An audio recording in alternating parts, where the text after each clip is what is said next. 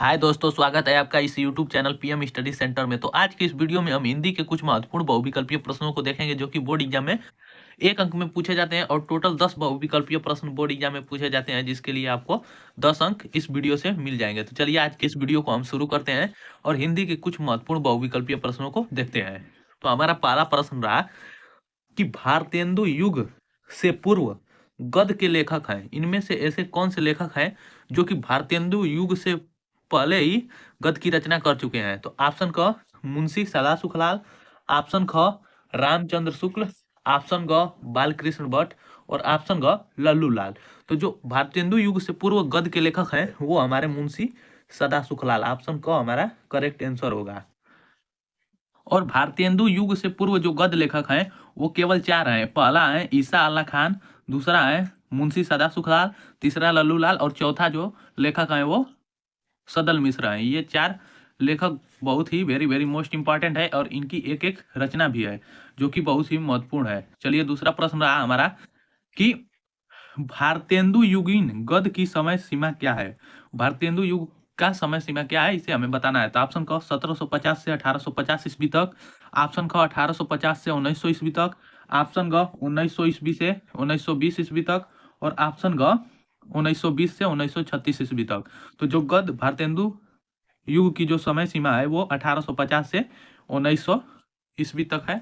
चलिए तीसरा प्रश्न रहा कि प्रारंभिक गद्य लेखकों में 2 राजाओं में से एक हैं। ऑप्शन क मुंशी सदासुखलाल, ऑप्शन ख रामचंद्र शुक्ल, ऑप्शन ग बालकृष्ण भट्ट और ऑप्शन ग लल्लू लाल। तो जो प्रारंभिक गद्य लेखकों में 2 राजाओं में से एक है वो मुंशी सदासुखलाल है और शिव प्रसाद सितारे हिंद को भी 2 राजाओं में से एक माना जाता है गद्य लेखकों का। चलिए चौथा प्रश्न रहा हमारा कि सुख साखर के लेखक हैं। ऑप्शन क लल्लू लाल, ऑप्शन ख मुंशी सदासुखलाल और ऑप्शन ग ईसा अल्लाह खान और ऑप्शन ग सदल मिश्र। तो जो सुख सागर के लेखक हैं वो मुंशी सदासुखलाल हैं, ऑप्शन ख करेक्ट आंसर होगा। पांचवा प्रश्न रहा हमारा कि हरिश्चंद्र को भारतेंदु की पदवी से सुशोभित किया गया। किस वर्ष में हरिश्चंद्र को भारतेंदु की पदवी से सुशोभित किया गया जिसे कि इन्हें भारतेंदु हरिश्चंद्र नाम दे दिया गया? तो ऑप्शन क 1860 ईस्वी में, ऑप्शन ख 1865 ईस्वी में, ऑप्शन ग 1875 ईस्वी में और ऑप्शन ग 1880 ईस्वी में। तो इन्हें जो भारतेंदु की पदवी मिली थी वो 1880 ईस्वी में मिली थी, अतः हमारा ऑप्शन ग करेक्ट आंसर होगा। चलिए अगला प्रश्न रहा कि शिव प्रसाद सितारे हिंद किस युग के लेखक हैं? ऑप्शन क भारतेंदु पूर्व युग के, ऑप्शन ख भारतेंदु युग के, ऑप्शन ग शिव द्विवेदी युग के और ऑप्शन ग छायावादोत्तर युग के। तो शिव प्रसाद सितारे हिंद जो है हमारे भारतेंदु पूर्व युग के लेखक हैं। जैसा कि मैं ऊपर भी बताया हूं कि 4 लेखक हैं जो कि लल्लू लाल, मुंशी सदासुखलाल, ईसा अल्लाह खान और सदल मिश्र तथा शिव प्रसाद सितारे हिंद को भी भारतेंदु युग से पूर्व के लेखकों में जाना जाता है। चलिए अगला प्रश्न देखते हैं कि नासिक केतुपाख्यान के लेखक हैं। ऑप्शन क ईसा अल्लाह खान, ऑप्शन ख सदल मिश्र, ऑप्शन ग प्रताप नारायण मिश्र, ऑप्शन ग काशीनाथ खत्री। तो नासिक केतुपाख्यान के जो लेखक हैं वो हमारे सदल मिश्र जी हैं, तो ऑप्शन ख हमारा करेक्ट आंसर होगा। चलिए अगले प्रश्न को देखते हैं और यह question very very most important है क्योंकि यह बोर्ड एग्जाम में अधिक बार पूछा जा चुका है, इसे जरूर तैयार कीजिए बोर्ड एग्जाम की दृष्टि से। चलिए अगला प्रश्न रहा हमारा 8वां प्रश्न रहा कि निम्नलिखित में से किस रचना के लेखक गोसाई गोकुलनाथ हैं? ऑप्शन क श्रृंगार रस मंडन, ऑप्शन ख 84 वैष्णवन की वार्ता, ऑप्शन ग अष्टयाम और ऑप्शन ग पद्म पुराण। तो जो गोसाई गोकुलनाथ जी हैं लेखक वो हमारे 84 वैष्णवन की वार्ता के लेखक हैं, तो ऑप्शन ख करेक्ट आंसर होगा। चलिए अगले प्रश्न को देखते हैं। अष्टयाम, अष्टयाम के रचयिता कौन है? ऑप्शन क गोकुलनाथ, ऑप्शन ख बल्भाचार्य, ऑप्शन ग नाभादास और ऑप्शन ग तुलसीदास। तो जो अष्टयाम के रचयिता हैं वो नाभादास जी हैं, ऑप्शन ग हमारा करेक्ट आंसर होगा। अगला प्रश्न रहा 10 नंबर, यह भी मोस्ट इंपॉर्टेंट क्वेश्चन है कि श्रृंगार रस मंडन के लेखक हैं। ऑप्शन क भारतेंदु हरिश्चंद्र, ऑप्शन ख महादेवी वर्मा, ऑप्शन ग गोसाई विठलनाथ और ऑप्शन ग राधाचरण गोस्वामी। तो श्रृंगार रस मंडन के जो लेखक हैं वो गोस्वाई विठलनाथ जी हैं, ऑप्शन ग हमारा करेक्ट आंसर होगा। चलिए अगले प्रश्न को देखते हैं कि हिंदी साहित्य के आदिकाल के लिए सिद्ध सामंत काल नाम दिया है। आदिकाल को सिद्ध सामंत काल नाम किसने दिया है? ऑप्शन क राहुल संस्कृत्यायन ने, ऑप्शन ख रामचंद्र शुक्ल ने, ऑप्शन ग डॉक्टर राम कुमार वर्मा ने और ऑप्शन ग डॉक्टर नागेंद्र ने। तो आदिकाल को जो सिद्ध सामंत काल नाम दिया है वो आचार्य रामचंद्र शुक्ल ने दिया है। ऑप्शन ख हमारा करेक्ट आंसर होगा। चलिए अगला प्रश्न रहा हमारा कि वीर गाथा काल की प्रमुख प्रवृत्तियों में, वीर गाथा काल की प्रमुख प्रवृत्तियों में से निम्न लिखित कौन सी प्रवृत्ति सही नहीं है? ऑप्शन क युद्धों का सजीव वर्णन, ऑप्शन ख राष्ट्रीयता की भावना, ऑप्शन ग आश्रयदाताओं की प्रशंसा और ऑप्शन ग कल्पना की प्रचुरता। तो जो वीर गाथा काल में प्रमुख कृतियों में से नहीं है इनमें से वो राष्ट्रीयता की भावना है। ऑप्शन ख करेक्ट आंसर। चलिए अगले प्रश्न को देखते हैं। तो अगला प्रश्न हमारा रहा कि रेवंत गिरिरास के रचयिता हैं। ऑप्शन क दलपति विजय, ऑप्शन ख जिन धर्म सूरी, ऑप्शन ग विजय सेन सूरी और ऑप्शन ख मुनि जिन विजय। तो जो रेवंत गिरिरास के रचयिता हैं वो विजय सेन सूरी हैं। ऑप्शन ग हमारा करेक्ट आंसर हो जाएगा। अगला प्रश्न रहा कि परमाल रासों के रचयिता हैं। ऑप्शन क नरपति नाल, ऑप्शन ख दलपति विजय, ऑप्शन ग भट्ट केदार और ऑप्शन ग जगनीक। तो जो परमाल रासों के रचयिता हैं वो जगनीक हैं। ऑप्शन घ हमारा करेक्ट आंसर होगा। चलिए अगला प्रश्न रहा कि अमीर खुसरो कवि हैं। अमीर खुसरो किस काल के प्रमुख कवि हैं या कवि हैं? तो ऑप्शन क आदि काल के, ऑप्शन ख भक्ति काल के, ऑप्शन ग रीति काल के, ऑप्शन ग आधुनिक काल के। तो अमीर खुसरो जो कवि हैं वो आदि काल के कवि हैं। चलिए अगले प्रश्न को देखते हैं। प्रश्न नंबर 16 रहा यहाँ पर कि मुकुरिया रचना है। मुकुरिया किसकी रचना है? कि मधुकर कवि की, ऑप्शन ख कुशल राय की, ऑप्शन ख अमीर खुसरो की और ऑप्शन ग भट्ट केदार की। तो जो मुकुरिया रचना है वो अमीर खुसरो की है। ऑप्शन ग हमारा करेक्ट आंसर होगा।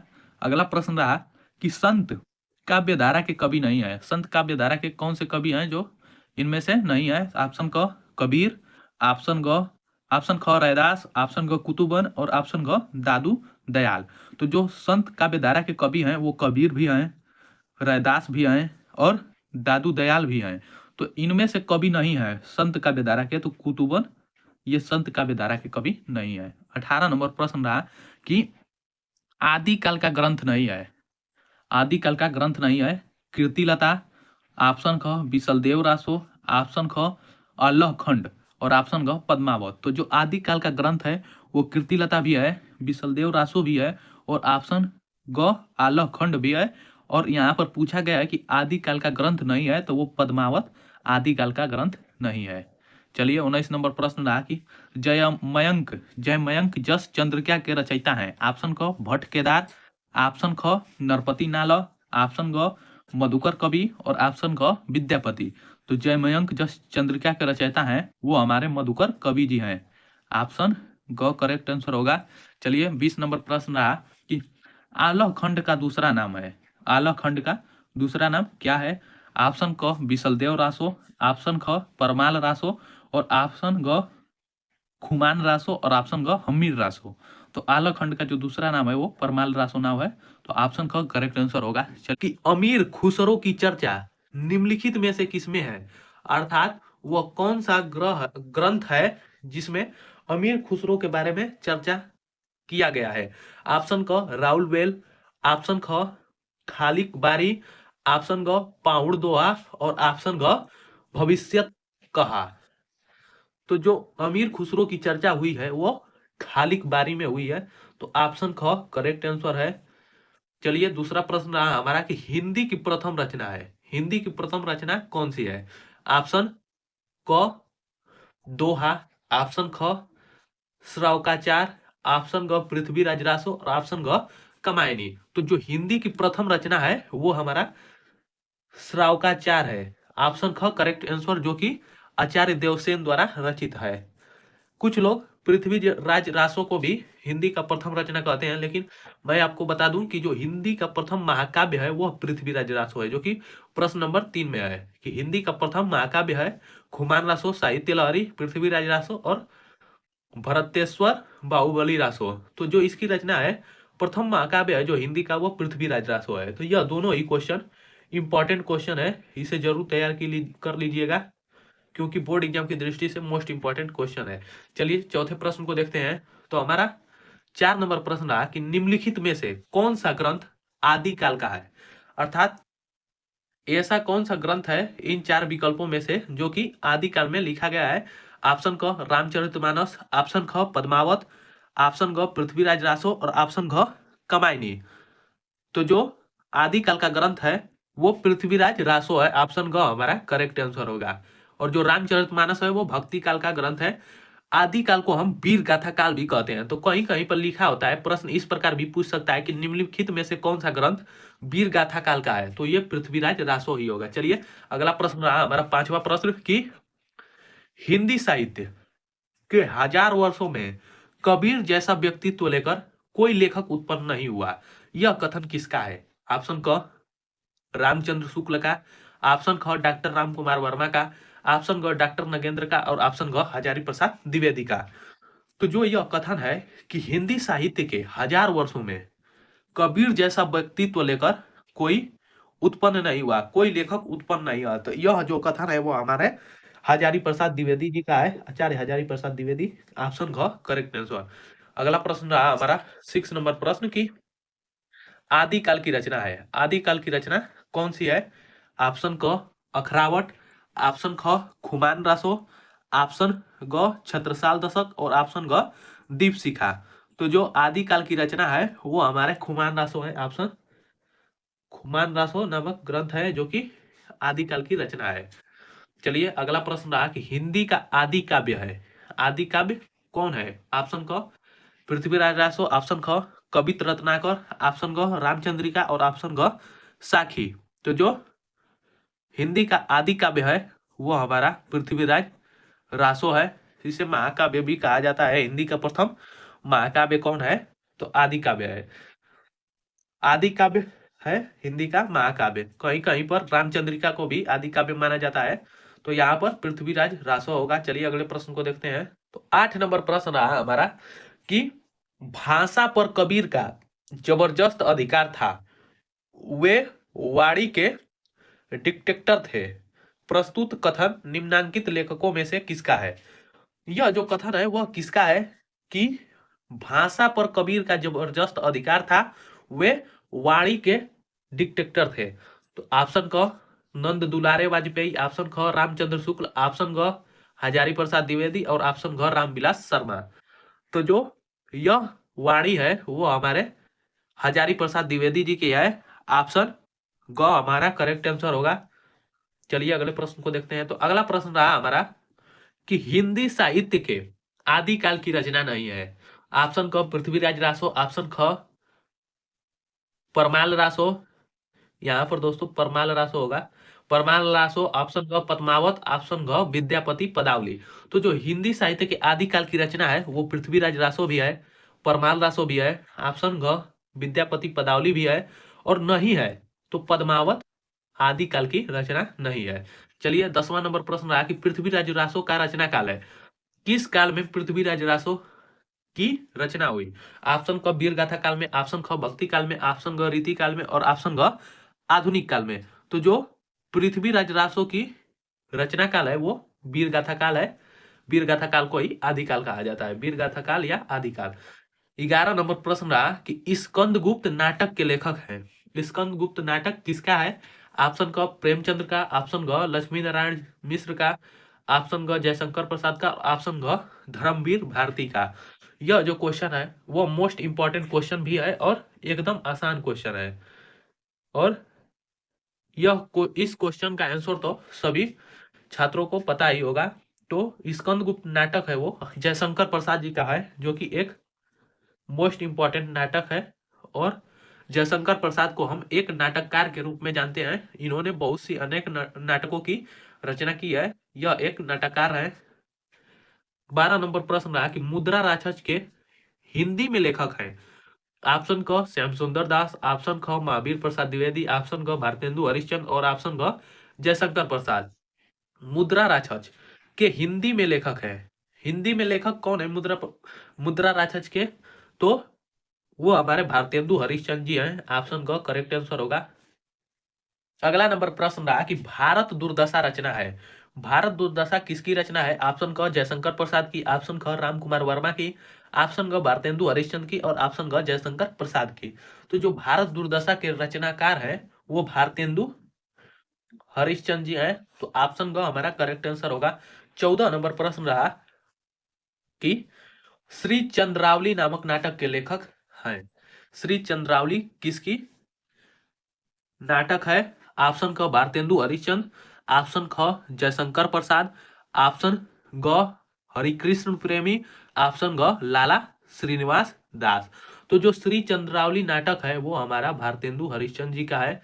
चलिए अगला प्रश्न रहा हमारा कि आधे अधूरे के लेखक है। आधे अधूरे के लेखक कौन है? ऑप्शन क हरिशंकर परसाई, ऑप्शन ख मोहन राकेश, ऑप्शन ग राम वृक्ष बेनापुरी और ऑप्शन ग कन्हैयालाल मिश्र प्रभाकर। तो आधे अधूरे के जो लेखक हैं वो मोहन राकेश हैं। यह भी क्वेश्चन इंपॉर्टेंट क्वेश्चन है। चलिए अगला प्रश्न रहा कि सूतपुत्र नाटक के रचनाकार है। सूत्रपुत्र किसका नाटक है? ऑप्शन क डॉक्टर गंगा साहेब प्रेमी, ऑप्शन ख जयशंकर प्रसाद, ऑप्शन ग विष्णु प्रभाकर और ऑप्शन घ हरिकृष्ण प्रेमी। तो जो सूतपुत्र नाटक है वो हमारा डॉक्टर गंगा साहेब प्रेमी जी का है। अगला प्रश्न रहा हमारा रेल का विकट खेल। रेल का विकट खेल के रचयिता है। ऑप्शन क भारतेंदु हरिश्चंद्र, ऑप्शन ख बालकृष्ण भट्ट, ऑप्शन ग डॉक्टर राम कुमार वर्मा और ऑप्शन ग जयशंकर प्रसाद। तो रेल के विकट खेल के रचयिता है वो हमारे बालकृष्ण भट्ट हैं। ऑप्शन ख करेक्ट आंसर होगा। अगला प्रश्न रहा कि लहरों के राजहंस कृति का संबंध गद्य की किस विधा से है? ऑप्शन क रिपोर्टाज, ऑप्शन ख नाटक, ऑप्शन ग संस्मरण और ऑप्शन घ आत्मकथा। तो जो लहरों के राजहंस है वो हमारा नाटक है और हिंदी साहित्य की यह विधा नाटक है लहरों के राजहंस। चलिए 19 नंबर प्रश्न रहा कि संयोगिता स्वयंवर कृति है। संयोगिता स्वयंवर किसकी कृति है, किसकी रचना है? ऑप्शन क श्याम सुंदर दास की, ऑप्शन ख लाला श्रीनिवास दास की, ऑप्शन ग पदम सिंह शर्मा की, ऑप्शन ग बालकृष्ण भट्ट की। तो संयोगिता स्वयंवर के जो रचनाकार हैं वो लाला श्रीनिवास दास हैं। ऑप्शन ख करेक्ट आंसर। लास्ट प्रश्न रहा हमारा इस वीडियो का कि हिंदी का प्रथम नाटक है। हिंदी का प्रथम नाटक है। ऑप्शन क सती प्रताप, ऑप्शन ख अजात शत्रु, ऑप्शन ग स्कंदगुप्त और ऑप्शन ग नहुस। जो हिंदी का प्रथम नाटक है वह कौन सा है? तो इसे नहुस, नहुस को हम हिंदी का प्रथम नाटक मानते हैं। निम्नलिखित में से नाटक है, इनमें से कौन सी रचना है जो कि नाटक है? तो ऑप्शन क त्रिशंकु, ऑप्शन ख आत्मनेपद, ऑप्शन ग विफदा और ऑप्शन ग उत्तर प्रियदर्शी। तो जो नाटक है इनमें से वो हमारा उत्तर प्रियदर्शी रचना यह एक नाटक है। चलिए दूसरा प्रश्न रहा कि निम्नलिखित में से कौन सी नाटक रचना है। अर्थात ये सब जो ऑप्शन दिए गए हैं ये सब नाटक हैं और इनमें से कौन सा ऐसा रचना है जो कि नाटक है? तो ऑप्शन क सन्नाटा, ऑप्शन ख निंदा रस, ऑप्शन ग गरुड़ ध्वज, ऑप्शन ग राष्ट्र का स्वरूप। तो इनमें से जो नाटक है वो हमारा गरुड़ ध्वज जो रचना है वह एक नाटक है। तो ऑप्शन का करेक्ट आंसर होगा। चलिए अगले प्रश्न को देखते हैं। अगला प्रश्न रहा हमारा कि निम्नलिखित में से नाटक है, इनमें से कौन सी रचना है जो कि नाटक है? उसने कहा था। ऑप्शन ख कलम का सिपाही, ऑप्शन ग चंद्रगुप्त, ऑप्शन ग आंसू। तो जो इनमें से नाटक है वो चंद्रगुप्त नाटक है जो कि जयशंकर प्रसाद जी का एक नाटक है। ऑप्शन चौथा प्रश्न रहा कि अंधेरी नगरी किस विधा की रचना है? अंधेर नगरी किस विधा की रचना है? ऑप्शन क उपन्यास, ऑप्शन ख कहानी, ऑप्शन ग नाटक और ऑप्शन ग यात्रा वृतांत। तो जो अंधेर नगरी है वह हमारा एक नाटक है। तो ऑप्शन ग हमारा करेक्ट आंसर होगा। चलिए अगला प्रश्न देखते हैं। और जो अंधेर नगरी रचना है वो भारतेंदु हरिश्चंद्र जी की है और यह भी एक क्वेश्चन इंपॉर्टेंट क्वेश्चन है। चलिए अगला प्रश्न देखते हैं। रणधीर और प्रेम मोहिनी किस विधा की रचना है? रणधीर और प्रेम मोहिनी किस विधा की रचना है? ऑप्शन क उपन्यास, ऑप्शन ख नाटक, ऑप्शन ग कहानी और ऑप्शन ग संस्मरण। तो जो रणधीर और प्रेम मोहिनी है वो हमारा एक नाटक है। तो ऑप्शन ख करेक्ट आंसर होगा। अगला प्रश्न रहा कि जयशंकर प्रसाद का नाटक है, इनमें से कौन सी रचना है जो कि जयशंकर प्रसाद का नाटक है? तो ऑप्शन क ध्रुव स्वामिनी, ऑप्शन ख ध्रुव देवी, ऑप्शन ग ध्रुवा और ऑप्शन ग कौमुदी महोत्सव। तो जो जयशंकर प्रसाद का नाटक है वो ध्रुव स्वामिनी है। तो ऑप्शन क करेक्ट आंसर होगा। ऊपर भी एक प्रश्न था कि चंद्रगुप्त कौन सा विधा है, तो वो नाटक है। चलिए, अंधेर नगरी के रचनाकार हैं। यहाँ पर भी प्रश्न है, यह एक इंपॉर्टेंट प्रश्न है कि अंधेर नगरी के रचनाकार कौन है। तो ऑप्शन क प्रताप नारायण मिश्र, ख भारतेंदु हरिश्चंद्र, ग हरिकृष्ण प्रेमी और घ रामकुमार वर्मा। तो अंधेर नगरी जो नाटक है एक विधा, उसके जो रचनाकार है वो भारतेंदु हरिश्चंद्र जी हैं। तो ऑप्शन ख हमारा करेक्ट आंसर होगा। 8 नंबर प्रश्न रहा कि निम्नलिखित में से नाटककार हैं, इनमें से कौन से ऐसे लेखक हैं जो कि नाटककार हैं। ऑप्शन क रामचंद्र शुक्ल, ऑप्शन ख मोहन राकेश, ऑप्शन ग डॉक्टर नगेंद्र और ऑप्शन घ महादेवी वर्मा। तो निम्नलिखित में से जो नाटककार है वो हमारे मोहन राकेश हैं। तो ऑप्शन ख करेक्ट आंसर होगा। चलिए अगले प्रश्न को देखेंगे। 9 नंबर प्रश्न रहा कि ध्रुव स्वामिनी की रचना विधा है, अर्थात ध्रुव स्वामिनी जो जयशंकर प्रसाद जी की रचना है वो कौन सी विधा है। ऑप्शन क एकांकी, ऑप्शन ख ध्रुव देवी, ऑप्शन ग नाटक और ऑप्शन ग उपन्यास। तो जो ध्रुव स्वामिनी है जयशंकर प्रसाद जी की रचना, वह एक नाटक है और जयशंकर प्रसाद को एक नाटककार के रूप में भी जाना जाता है क्योंकि उन्होंने बहुत से नाटकों की रचनाएं की थी। चलिए 10 नंबर प्रश्न रहा कि हिंदी में नाटक रचना का प्रारंभ किस युग की देन है। कहने का तात्पर्य यह है कि जो नाटक रचना है वो किस युग से प्रारंभ हो गया। तो ऑप्शन क द्विवेदी युग, ऑप्शन क भारतेंदु युग, ऑप्शन क छायावादी युग और ऑप्शन घ प्रगतिवादी युग। तो जो नाटक है वो किस युग की देन है, तो वो भारतेंदु युग की देन है। तो ऑप्शन ख करेक्ट आंसर होगा। 11 नंबर प्रश्न रहा कि निम्नलिखित में से मैथिली शरण गुप्त की रचना है। ऑप्शन क सिद्धांत, ऑप्शन ख कानन कुसुम, ऑप्शन ग उत्तरा और ऑप्शन ग दीप शिखा। तो जो मैथिली शरण गुप्त की रचना है वो सिद्धांत है। ऑप्शन क करेक्ट आंसर। चलिए अगला प्रश्न रहा हमारा 12 नंबर प्रश्न कि निम्नलिखित में से कौन भक्ति काल का महाकाव्य है। ऑप्शन क साकेत, ऑप्शन ख विनय पत्रिका, ऑप्शन ग कामायनी और ऑप्शन ग पृथ्वीराज रासो। तो इनमें से जो भक्ति काल का महाकाव्य है वो विनय पत्रिका है। यहाँ पर यदि ऑप्शन में रामचरितमानस रहता तो वो भी एक महाकाव्य ही है भक्ति काल का। तो यहाँ पर विनय पत्रिका होगा जो कि तुलसीदास द्वारा रचित है। और जो यह पृथ्वीराज रासो है यह हमारा आदिकाल का सबसे बड़ा महाकाव्य है। आदिकाल या वीरगाथा काल की सबसे महत्वपूर्ण महाकाव्य है। तो यहाँ पर ऑप्शन ख विनय पत्रिका हो जाएगा। चलिए अगला प्रश्न रहा कि रामचंद्र शुक्ल ने मध्यकाल का समय माना है। ऑप्शन क संवत इतना से इतना तक, संवत 1218 से 1800 तक, संवत 1375 से 1700 तक और संवत 1100 से 1900 तक। तो जो रामचंद्र शुक्ल ने मध्यकाल का समय माना है वो संवत 1375 से 1700 तक माना है। संवत यहाँ पर संवत में दिया गया है, ईस्वी में भी कहीं कहीं पूछ देगा। चलिए अगले प्रश्न को देखते हैं। तो अगला प्रश्न रहा हमारा कि अगला प्रश्न कि निम्नलिखित में से कौन सी कृति ग्रंथ रीति काल में लिखी गई है।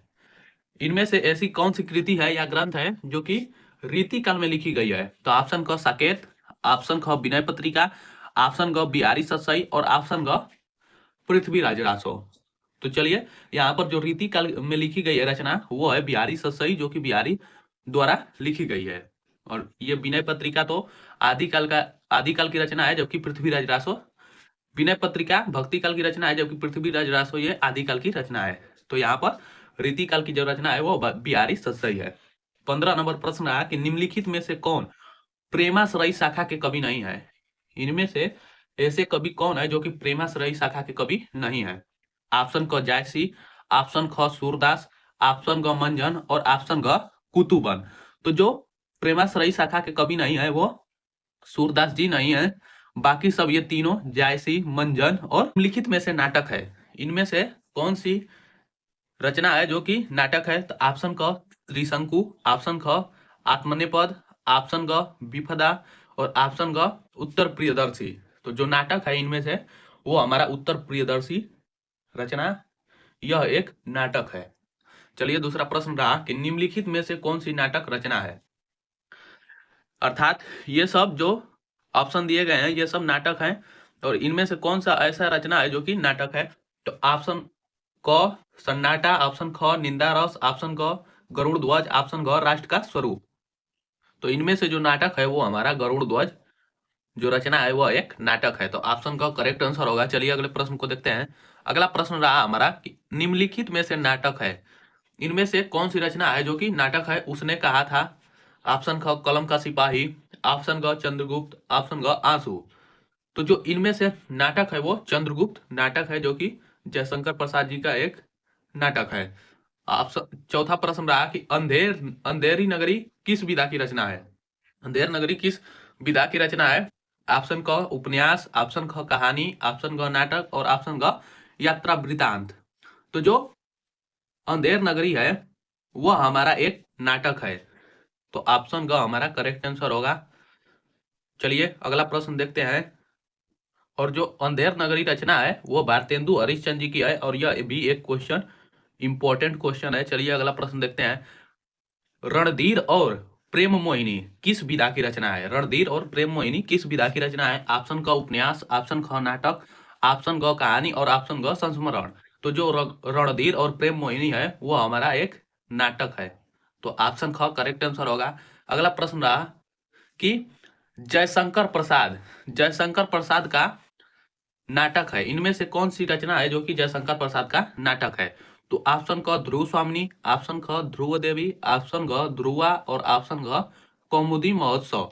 तो जो जयशंकर प्रसाद का नाटक है वो ध्रुव स्वामिनी है। तो ऑप्शन क करेक्ट आंसर होगा।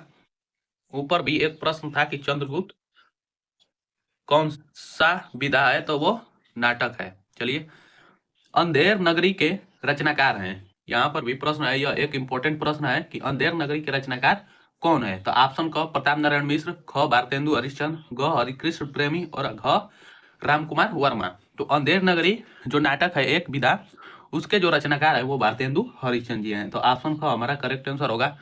8 नंबर प्रश्न रहा कि निम्नलिखित में से नाटककार हैं, इनमें से कौन से ऐसे लेखक हैं जो कि नाटककार हैं? ऑप्शन क रामचंद्र शुक्ल, ऑप्शन ख मोहन राकेश, ऑप्शन ग डॉक्टर नगेंद्र और ऑप्शन घ महादेवी वर्मा। तो निम्नलिखित में से जो नाटककार है वो हमारे मोहन राकेश हैं। तो ऑप्शन ख करेक्ट आंसर होगा। चलिए अगले प्रश्न को देखेंगे। 9 नंबर प्रश्न रहा कि ध्रुव स्वामिनी की रचना विधा है, अर्थात ध्रुव स्वामिनी जो जयशंकर प्रसाद जी की रचना है वो कौन सी विधा है? ऑप्शन क एकांकी, ऑप्शन ख ध्रुव देवी, ऑप्शन ग नाटक और ऑप्शन ग उपन्यास। तो जो ध्रुव स्वामिनी है जयशंकर प्रसाद जी की रचना, वह एक नाटक है। और जयशंकर प्रसाद को एक नाटककार के रूप में भी जाना जाता है, क्योंकि उन्होंने बहुत से नाटकों की रचनाएं की थी। चलिए 10 नंबर प्रश्न रहा कि हिंदी में नाटक रचना का प्रारंभ किस युग की देन है? कहने का तात्पर्य यह है कि जो नाटक रचना है वो किस युग से प्रारंभ हो गया। तो ऑप्शन क द्विवेदी युग, ऑप्शन क भारतेंदु युग, ऑप्शन क छायावादी युग और ऑप्शन घ प्रगतिवादी युग। तो जो नाटक है वो किस युग की देन है? तो वो भारतेंदु युग की देन है। तो ऑप्शन ख करेक्ट आंसर होगा। 11 नंबर प्रश्न रहा कि निम्नलिखित में से मैथिली शरण गुप्त की रचना है। ऑप्शन क सिद्धांत, ऑप्शन ख कानन कुसुम, ऑप्शन ग उत्तरा और ऑप्शन ग दीप शिखा। तो जो मैथिली शरण गुप्त की रचना है वो सिद्धांत है। ऑप्शन क करेक्ट आंसर। चलिए अगला प्रश्न रहा हमारा 12 नंबर प्रश्न कि निम्नलिखित में से कौन भक्ति काल का महाकाव्य है? ऑप्शन क साकेत, ऑप्शन ख विनय पत्रिका, ऑप्शन ग कामायनी और ऑप्शन ग पृथ्वीराज रासो।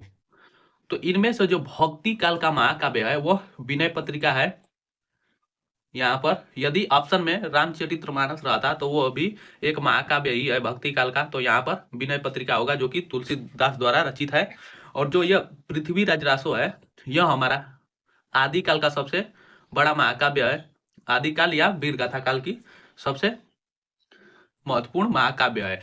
तो यहाँ पर ऑप्शन ख विनय पत्रिका हो जाएगा। चलिए अगला प्रश्न रहा कि रामचंद्र शुक्ल ने मध्यकाल का समय माना है।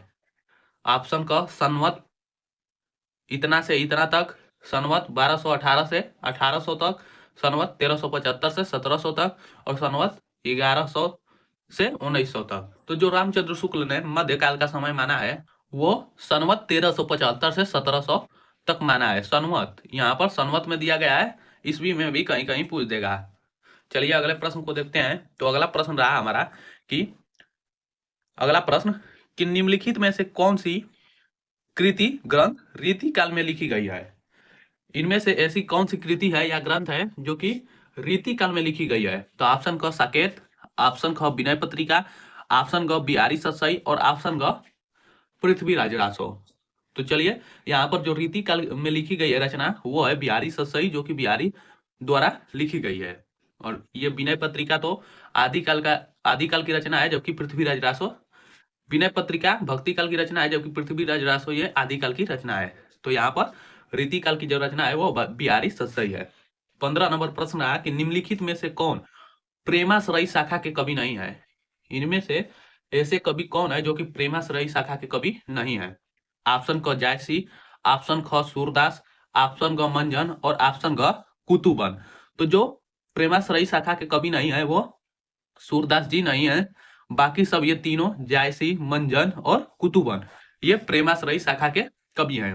अगला प्रश्न रहा कि अज्ञेय की निम्नलिखित में से किस काव्य कृति पर ज्ञानपीठ पुरस्कार मिला था? ऑप्शन क इंद्रधनुष रौदे हुए थे, ऑप्शन ख हरिघास पर क्षण भर, ऑप्शन ग आंगन के पार द्वार और ऑप्शन ग कितनी नामों में कितनी बार। तो जो अज्ञेय की काव्य कृति पर उन्हें ज्ञानपीठ पुरस्कार मिला था वो कितनी नामों में कितनी बार इनकी काव्य कृति पर ज्ञानपीठ पुरस्कार मिला था? तो ऑप्शन ग हमारा करेक्ट आंसर होगा। चलिए अगले प्रश्न को देखते हैं।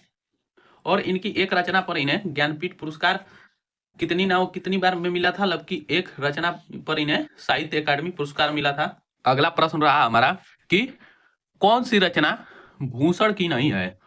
ऑप्शन क शिवा बावनी, ऑप्शन ख छत्रसाल दशक, ऑप्शन ग शिवराज भूषण और ऑप्शन ग रामचंद्रिका। तो जो भूषण की रचना है वो शिवा बावनी भी है, ऑप्शन ख छत्रसाल दशक भी है और ऑप्शन ग शिवराज भूषण भी भूषण की रचना है, जबकि रामचंद्रिका यह भूषण की रचना नहीं है। तो ऑप्शन ग हमारा करेक्ट आंसर हो जाएगा। चलिए अगला प्रश्न रहा हमारा, हिंदी साहित्य का प्रथम कवि माना जाता है? हिंदी साहित्य का प्रथम कवि किसे माना जाता है? ऑप्शन क सबरप्पा, ऑप्शन ख देवसेन, ऑप्शन ग सरहप्पा और ऑप्शन ग कुमार रासो। तो हिंदी का प्रथम कवि जो माना जाता है वो सरहप्पा को माना जाता है। यह भी मोस्ट इंपॉर्टेंट क्वेश्चन है और बोर्ड एग्जाम में पूछा गया क्वेश्चन है, तो इसे जरूर बोर्ड एग्जाम की दृष्टि से तैयार कर लीजिए। चलिए अगला प्रश्न रहा कि निम्नलिखित में से दिनकर की रचना है? इनमें से ऐसी कौन सी रचना है जो कि रामधारी सिंह दिनकर जी की है? तो ऑप्शन क शिला पंख चमकीले, ऑप्शन ख परशुराम की प्रतीक्षा, ऑप्शन ग अंधा युग और ऑप्शन ग अनामिका। तो जो रामधारी सिंह दिनकर की रचना है वो परशुराम की प्रतीक्षा है। यह भी मोस्ट इंपॉर्टेंट क्वेश्चन है और इनकी जो रचना है परशुराम की प्रतीक्षा यह भी मोस्ट इंपॉर्टेंट क्वेश्चन है। तो यह प्रश्न बोर्ड एग्जाम में बार बार पूछा गया है और इस वर्ष भी इसे पूछे जाने की पूरी संभावना है। तो चलिए अगला हमारा लास्ट प्रश्न रहा कि हिमालय निम्नलिखित में से किसकी काव्य कृति है? ऑप्शन क सुमित्रानंद पंत, ऑप्शन ख सूर्यकांत त्रिपाठी निराला और ऑप्शन ग महादेवी वर्मा, जबकि ऑप्शन ग जयशंकर प्रसाद। तो जो हिमालय रचना है काव्य कृति है वो महादेवी वर्मा जी की है और यह भी क्वेश्चन एक इंपॉर्टेंट क्वेश्चन है और बोर्ड एग्जाम में हिमालय किसकी काव्य कृति है? तो महादेवी वर्मा जी की है। यह पूछा जा चुका है और इस वर्ष भी बोर्ड एग्जाम में पूछा। अंडे के छिलके किस गद्य विधा की रचना है? अंडे के छिलके किस गद्य विधा की रचना है? ऑप्शन क नाटक, ऑप्शन ख जीवनी, ऑप्शन ग निबंध और ऑप्शन ग यात्रा वृत्तांत। तो जो अंडे का छिलका है वह मोहन राकेश का एक रचना है जो कि नाटक है। तो अंडे का छिलका क्या है? वह एक नाटक है मोहन राकेश की। तो इसकी जो गद्य विधा है वह नाटक है। दूसरा प्रश्न रहा कि हिंदी एकांकी का विकास किस युग से माना जाता है? ऑप्शन क छायावाद युग, ऑप्शन ख छायावादोत्तर युग, ऑप्शन ग द्विवेदी युग और ऑप्शन ग भारतेंदु युग। तो जो हिंदी एकांकी का विकास का जो युग माना जाता है वो छायावादोत्तर युग को माना जाता है, अर्थात ऑप्शन ख हमारा करेक्ट आंसर होगा। तीसरा नंबर प्रश्न रहा कि हिंदी एकांकी के जनक माने जाते हैं? ऑप्शन क जगदीश चंद्र माथुर, ऑप्शन ख उदय शंकर भट्ट, ऑप्शन ग राम कुमार वर्मा और ऑप्शन ग विष्णु प्रभाकर। तो जो हिंदी एकांकी के जनक माने जाते हैं वो डॉक्टर राम कुमार वर्मा जी हैं। तो ऑप्शन ग हमारा सही विकल्प है। चलिए अगला प्रश्न देखते हैं। तो अगला प्रश्न नंबर हमारा रहा चौथा प्रश्न की प्रेमचंद्र का उपन्यास है? ऑप्शन क तितली, ऑप्शन ख कंकाल, ऑप्शन ग गोदान और ऑप्शन ग त्यागपत्र। तो जो प्रेमचंद्र का उपन्यास है वो गोदान है। ऑप्शन ग करेक्ट आंसर। बाकी यहाँ पर तितली जो है और कंकाल ये जयशंकर प्रसाद जी की रचना है। चलिए पांचवा प्रश्न रहा कि बाणभट्ट की आत्मकथा के लेखक हैं। यह क्वेश्चन मोस्ट इंपॉर्टेंट क्वेश्चन है और बोर्ड एग्जाम में अधिक बार पूछा जा चुका है, तो इसे बोर्ड एग्जाम 2025 की दृष्टि से मोस्ट इंपॉर्टेंट क्वेश्चन मानकर चलिएगा। और ऐसे प्रश्न जो कि बोर्ड एग्जाम में बार बार पूछे जाते हैं उसको आप जरूर तैयार कीजिए बोर्ड एग्जाम की दृष्टि से। तो ऑप्शन क मोहन राकेश, ऑप्शन ख अगेन, ऑप्शन ग हजारी प्रसाद द्विवेदी और ऑप्शन ग हरिशंकर परसाई। तो जो बाणभट्ट की आत्मकथा के लेखक हैं वो हजारी प्रसाद द्विवेदी हैं। ऑप्शन ग करेक्ट आंसर। 6 नंबर प्रश्न रहा कि परीक्षा गुरु के लेखक हैं। ऑप्शन क हजारी प्रसाद द्विवेदी, ऑप्शन ख सदल मिश्र, ऑप्शन ग लक्ष्मण सिंह और ऑप्शन ग लाला श्रीनिवास दास। तो जो परीक्षा गुरु के लेखक हैं वो लाला श्रीनिवास दास जी हैं। और परीक्षा गुरु जो है वह एक उपन्यास है और यह भी क्वेश्चन मोस्ट इंपॉर्टेंट क्वेश्चन है। परीक्षा गुरु बार बार बोर्ड एग्जाम में पूछा गया है और इस वर्ष के भी बोर्ड एग्जाम में आने की इसी पूरी संभावना है, तो इसे जरूर तैयार कीजिएगा क्योंकि परीक्षा गुरु जो है हिंदी का प्रथम उपन्यास है जो कि लाला श्रीनिवास दास द्वारा रचित है। 7वां नंबर प्रश्न रहा हमारा कि शेखर एक जीवनी के लेखक हैं। शेखर एक जीवनी के लेखक कौन है? ऑप्शन क भीष्म साहनी, ऑप्शन ख जयशंकर प्रसाद, ऑप्शन ग सचिदानंद हीरानंद वात्स्यायन अगे और ऑप्शन ग प्रेमचंद। तो शेखर एक जीवनी के जो लेखक है वो ऑप्शन ग अगे जी है, सचिदानंद हीरानंद वात्स्यायन अगे। 8वां नंबर प्रश्न रहा कि लहरों के राजहंस, यह भी क्वेश्चन मोस्ट इंपॉर्टेंट क्वेश्चन है। लहरों के राजहंस कृति का संबंध गद्य की किस विधा से है? यह एक इंपॉर्टेंट क्वेश्चन है। तो ऑप्शन क रिपोर्टाज, ऑप्शन ख नाटक, ऑप्शन ग संस्मरण और ऑप्शन ग आत्मकथा। तो जो लहरों के राजहंस है वो मोहन राकेश की एक रचना है जो कि नाटक है। तो ऑप्शन ख करेक्ट आंसर होगा। और लहरों के राजहंस किसकी रचना है? तो मोहन राकेश की है। चलिए अगले प्रश्न को देखते हैं। तो 9 नंबर प्रश्न रहा कि पुनर्वा कृति की विधा है। पुनर्वा कौन सी कृति से संबंधित है? ऑप्शन क नाटक, ऑप्शन ख निबंध, ऑप्शन ग आत्मकथा और ऑप्शन ग उपन्यास। तो जो पुनर्वा कृति है वह एक उपन्यास है। तो ऑप्शन घ हमारा करेक्ट आंसर होगा। चलिए अगले प्रश्न को देखते हैं। तो अगला प्रश्न रहा कि अपने अपने अजनबी, अपने अपने अजनबी उपन्यास के लेखक हैं। अर्थात अपने अपने जो अजनबी कृति है जो कि एक उपन्यास है वह इसके रचयिता कौन है, इसके लेखक कौन है? तो ऑप्शन क हरिशंकर परसाई, ऑप्शन ख हजारी प्रसाद द्विवेदी, ऑप्शन ग अगे और ऑप्शन ग रामधारी सिंह दिनकर। तो अपने अपने अजनबी उपन्यास के जो लेखक हैं वह सचिदानंद हीरानंद वात्स्यायन अगे जी है। अर्थात ऑप्शन ग हमारा करेक्ट आंसर। अगला नंबर प्रश्न रहा कि निम्नलिखित में से जयशंकर प्रसाद की काव्य कृति नहीं है। इनमें से कौन सी ऐसी काव्य कृति है जो कि जयशंकर प्रसाद जी की नहीं है? ऑप्शन क कानन कुसुम, यह भी जयशंकर प्रसाद जी की रचना है। ऑप्शन ख प्रेम पाथिक, यह भी जयशंकर प्रसाद जी की रचना है। ऑप्शन ग चित्रधार, यह भी जयशंकर प्रसाद जी की रचना है। और यहाँ पर पूछा गया है कि जयशंकर प्रसाद की काव्य कृति नहीं है। तो इत्यलम, इत्यलम यह जयशंकर प्रसाद जी की रचना नहीं है। तो ऑप्शन ग हमारा करेक्ट आंसर होगा। चलिए अगले प्रश्न को देखते हैं। तो अगला प्रश्न रहा 12 नंबर कि सुमित्रानंद पंत को सोवियत लैंड नेहरू पुरस्कार किस कृति पर मिला था? सुमित्रानंद पंत को सोवियत लैंड नेहरू पुरस्कार किस कृति पर मिला था? ऑप्शन क काला और बूढ़ा चाँद, ऑप्शन ख लोकायतन, ऑप्शन ग चिदंबरा और ऑप्शन ग स्वर्ण किरण। तो जो नेहरू को, सुमित्रानंद पंत को सोवियत लैंड नेहरू पुरस्कार मिला था वो लोकायतन, इनकी एक रचना लोकायतन पर इन्हें सोवियत लैंड नेहरू पुरस्कार से सम्मानित किया गया था। चलिए अगला प्रश्न रहा हमारा 13 नंबर प्रश्न की छायावाद की विशेषता है। छायावाद युग की विशेषता क्या है? ऑप्शन क इतिवृत्तात्मकता, ऑप्शन ख सिंगारिक भावना, ऑप्शन ग सौंदर्य और प्रेम और ऑप्शन घ जो है उपदेशात्मक कृति। जो छायावाद की जो विशेषता है वो सौंदर्य और प्रेम है। तो ऑप्शन ग हमारा करेक्ट आंसर होगा। चलिए अगले प्रश्न को देखते हैं। तो अगला प्रश्न हमारा रहा कि रीतिकालीन स्वच्छ स्वच्छंद काव्यधारा के कवि हैं। रीतिकालीन स्वच्छंद काव्यधारा के कवि हैं, अर्थात रीतिकाल के कवि हैं। ऑप्शन क केशवदास, ऑप्शन ख बिहारी, ऑप्शन ग भूषण और ऑप्शन ग बोधा। तो जो रीतिकालीन स्वच्छंद काव्यधारा के कवि हैं वो बोधा है। ऑप्शन ग हमारा करेक्ट आंसर होगा। चलिए 15 नंबर प्रश्न रहा हमारा कि निम्नलिखित में से श्रृंगार और लक्षण ग्रंथों की रचना किस काल में की गई?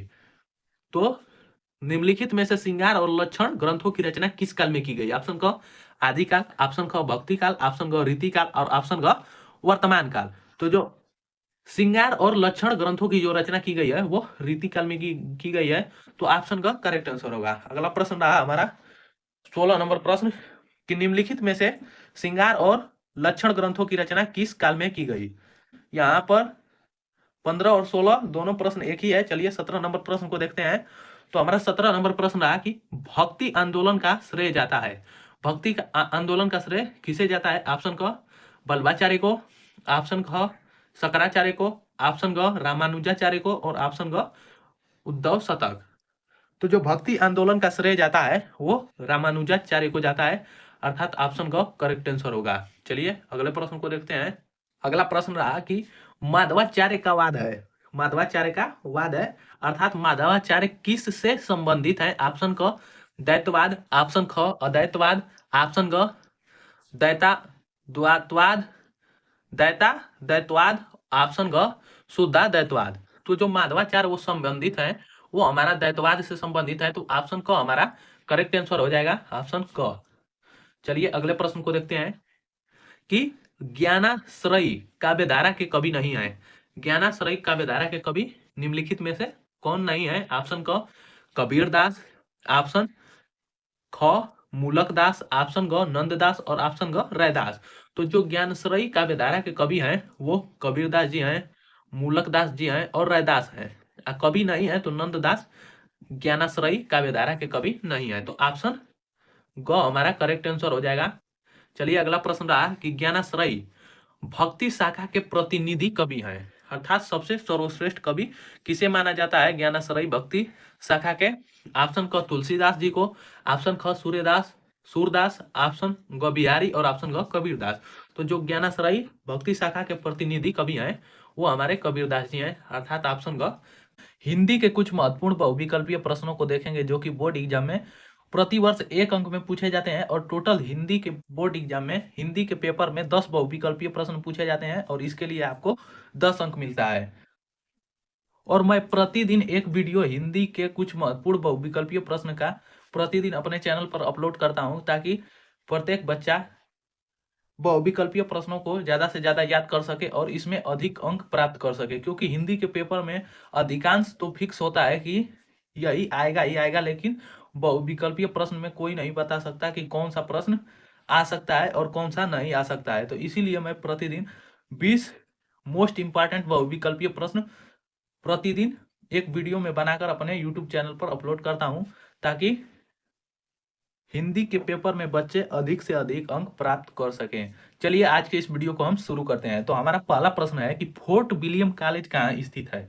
फोर्ट विलियम कॉलेज कहाँ स्थित है? ऑप्शन क है हमारा कि आगरा में, ऑप्शन ख है मद्रास, ऑप्शन ग कलकत्ता और ऑप्शन ग पूना। तो जो फोर्ट विलियम कॉलेज है वो ऑप्शन ग कलकत्ता में स्थित है। तो फोर्ट विलियम कॉलेज जो है वो कलकत्ता में स्थित है और इसके जो संस्थापक हैं वो प्रमुख 4 माने जाते हैं, ईसा अल्लाह खान, मुंशी सदा सुखलाल, सदल मिश्र और लल्लू लाल को फोर्ट विलियम कॉलेज का संस्थापक माना जाता है। चलिए दूसरा प्रश्न है हमारा कि महावीर प्रसाद द्विवेदी द्वारा संपादित पत्रिका है। यह भी क्वेश्चन मोस्ट इंपॉर्टेंट क्वेश्चन है जो कि बोर्ड एग्जाम में पूछा जा चुका है यह क्वेश्चन। ऑप्शन क कवि वचन सुधा, ऑप्शन ख उचित वक्ता, ऑप्शन ग भरत मित्र और ऑप्शन ग सरस्वती। तो जो महावीर प्रसाद द्विवेदी का जो संपादित पत्रिका है वो हमारा सरस्वती मासिक पत्रिका है, तो ऑप्शन ग हमारा करेक्ट आंसर होगा। चलिए तीसरा प्रश्न रहा हमारा कि दुलाई वाली के कहानीकार हैं, दुलाई वाली के कहानीकार हैं। ऑप्शन क रामचंद्र शुक्ल, ऑप्शन ख माधव प्रसाद मिश्र, ऑप्शन ग शिवनंदन सहाय और ऑप्शन ग बंग महिला। तो दुलाई वाली के जो कहानीकार हैं वो बंग महिला है, ऑप्शन ग करेक्ट आंसर होगा। चलिए अगला प्रश्न रहा हमारा कि खड़ी बोली गद्य के विकास का प्रारंभिक युग कौन सा है? वह कौन सा युग है जिसमें खड़ी बोली गद्य का विकास हुआ था? ऑप्शन क द्विवेदी युग, ऑप्शन ख क्षयवाद युग, ऑप्शन ग भारतेंदु युग और ऑप्शन ग क्षयवादोत्तर युग। तो जो खड़ी बोली गद्य का विकास हुआ था वो भारतेंदु युग में हुआ था, इसी को खड़ी बोली का प्रारंभिक युग माना जाता है, भारतेंदु युग को। अब प्रश्न नंबर 5 रहा कि गद्य व्याकरण समस्त वाक्यबद्ध रचना है।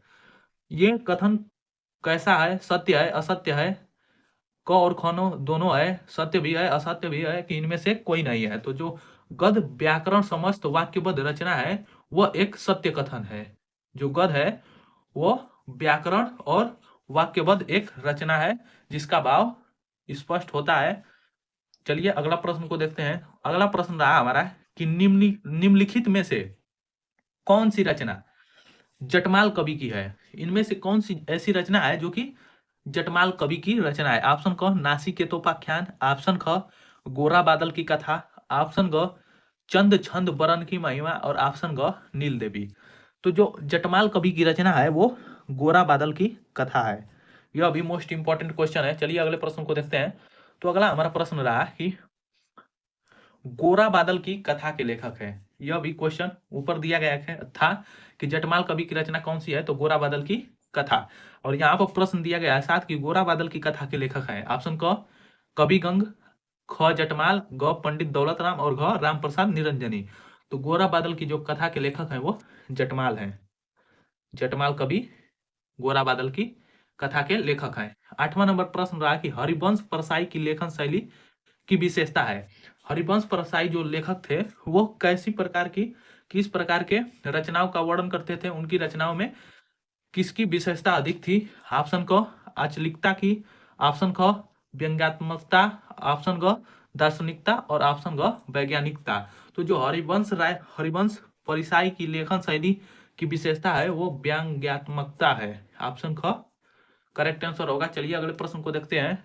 तो हमारा 9 नंबर प्रश्न रहा कि ध्रुव स्वामिनी नाटक के लेखक हैं। ध्रुव स्वामिनी नाटक के लेखक कौन है। ऑप्शन क राम कुमार वर्मा, ऑप्शन ख जयशंकर प्रसाद, ऑप्शन ग बालकृष्ण भट्ट और ऑप्शन ग महावीर प्रसाद द्विवेदी। तो ध्रुव स्वामिनी नाटक जो है यह तो सभी को पता ही होगा कि ध्रुव स्वामिनी नाटक किसका है, और नहीं पता होगा तो जान लीजिए कि ध्रुव स्वामिनी नाटक के लेखक हैं जयशंकर प्रसाद। इनकी जयशंकर प्रसाद को नाटक के लेखक के रूप में भी जाना जाता है क्योंकि जयशंकर प्रसाद जी ने बहुत से नाटकों का रचना किए थे और इन्हें एक नाटककार के रूप में जाना जाता है, जिसमें इन्होंने मुख्य रूप से चंद्रगुप्त, स्कंदगुप्त, ध्रुव स्वामिनी, कामायनी आदि नाटकों की रचना किए थे। चलिए 10 नंबर प्रश्न देखते हैं कि विशस्य विस्मोसदम की गद विधा है। विशस्य विस्मोसदम की गद विधा कौन सी है। ऑप्शन क कहानी, ऑप्शन ख नाटक, ऑप्शन ग दार्शनिकता और ऑप्शन ग उपन्यास। तो जो यह जो विशस्य विस्मोसदम है वो महावीर स्वामी की एक रचना है जो कि एक उपन्यास है। ऑप्शन घ करेक्ट आंसर हमारा उपन्यास है। और ये जो 9 नंबर प्रश्न है ध्रुव स्वामिनी, वह very very most important question है, तो इसे जरूर बोर्ड एग्जाम की तैयारी की दृष्टि से तैयार कर लीजिएगा। चलिए अगले प्रश्न को देखते हैं। आदिकाल का एक अन्य नाम है। आदिकाल का एक अन्य नाम क्या है। ऑप्शन क स्वर्ण युग, ऑप्शन ख सिद्ध सामंत काल, ऑप्शन ग श्रृंगार काल और ऑप्शन ग भक्ति काल। आदिकाल के प्रमुख दो नाम है। आदिकाल को हम वीर गाथा काल के भी नाम से जानते हैं और सिद्ध सामंत काल के भी नाम से जानते हैं। तो यहाँ पर हमारा ऑप्शन ख करेक्ट आंसर हो जाएगा, सिद्ध सामंत काल। चलिए 12 नंबर प्रश्न रहा कि जयचंद्र प्रकाश किसकी रचना है। जयचंद्र प्रकाश किसकी रचना है। ऑप्शन क चंद्र बरदाई, ऑप्शन ख नलपति नाल, ऑप्शन ग भट्ट केदार और ऑप्शन ग विद्यापति। तो जयचंद्र प्रकाश जो रचना है वो हमारे भट्ट केदार की है। कहीं कहीं भट्ट केदार लिखा है, कहीं कहीं केदार भट्ट कहते हैं। तो जयचंद्र प्रकाश भट्ट केदार की एक रचना है। 13 नंबर प्रश्न रहा कि कबीर के दोहे को किस नाम से जाना जाता है। ऑप्शन क दोहा, ऑप्शन ख शबद और ऑप्शन ग साखी और ऑप्शन ग पद। तो जो कबीर के दोहे हैं वो साखी नाम से जाना जाता है। कबीर दास ने साखी शबद रामायणी, इन कबीर दास की ये रचनाएं हैं साखी शबद रामायणी। चलिए अगले प्रश्न को देखते हैं कि वीर गाथा काल के कवि हैं। वीर गाथा काल के कवि हैं ऑप्शन क भूषण, ऑप्शन ख बिहारी लाल, ऑप्शन ग केशव और ऑप्शन ग चंद्र बरदाई। तो जो वीर गाथा काल को कहा जाता है, वीर गाथा काल को आदिकाल के नाम से जाना जाता है और उसे सिद्ध सामंत काल के भी नाम से जाना जाता है। तो वीर गाथा काल के जो कवि हैं वो हमारे चंद्र बरदाई हैं। ये आदिकाल, वीर का गाथा काल और सिद्ध सामंत काल के कवि हैं और तीनों काल एक ही है। 15 नंबर प्रश्न रहा कि बुद्धि रास के रचयिता हैं। ऑप्शन क आसगु, ऑप्शन ख सारमूर्ति, ऑप्शन ग शालिभद्र सूरी और ऑप्शन ग जिनधर्म सूरी। तो जो बुद्धि रास के रचयिता हैं वो हमारे शलभद्र सूरी हैं, शालिभद्र सूरी। ऑप्शन ग हमारा करेक्ट आंसर होगा। चलिए अगले प्रश्न को देखते हैं। तो अगला प्रश्न हमारा रहा यहाँ पर 16 नंबर प्रश्न की हालावाद के प्रवर्तक हैं। हालावाद के प्रवर्तक कौन है? ऑप्शन क अगेन, ऑप्शन ख हरिवंश राय बच्चन, ऑप्शन ग रघुवीर साय और ऑप्शन ग महादेवी वर्मा। तो हालावाद के जो प्रवर्तक हैं वो हमारे हरिवंश राय बच्चन जी हैं। ऑप्शन ख करेक्ट आंसर होगा। चलिए अगले प्रश्न को देखते हैं। तो हमारा अगला प्रश्न रहा कि आदिकाल के रचनाकार हैं। आदिकाल के रचनाकार कौन है? ऑप्शन क नरपति नालह, ऑप्शन ख अयोध्या सिंह उपाध्याय हरिऔध, ऑप्शन ग केशवदास और ऑप्शन घ नाभादास। तो जो आदिकाल के रचनाकार हैं वो नरपति नालह है। ऑप्शन क हमारा करेक्ट आंसर होगा। अगला प्रश्न रहा कि कवि प्रिया के रचनाकार हैं। कवि प्रिया के रचनाकार कौन है?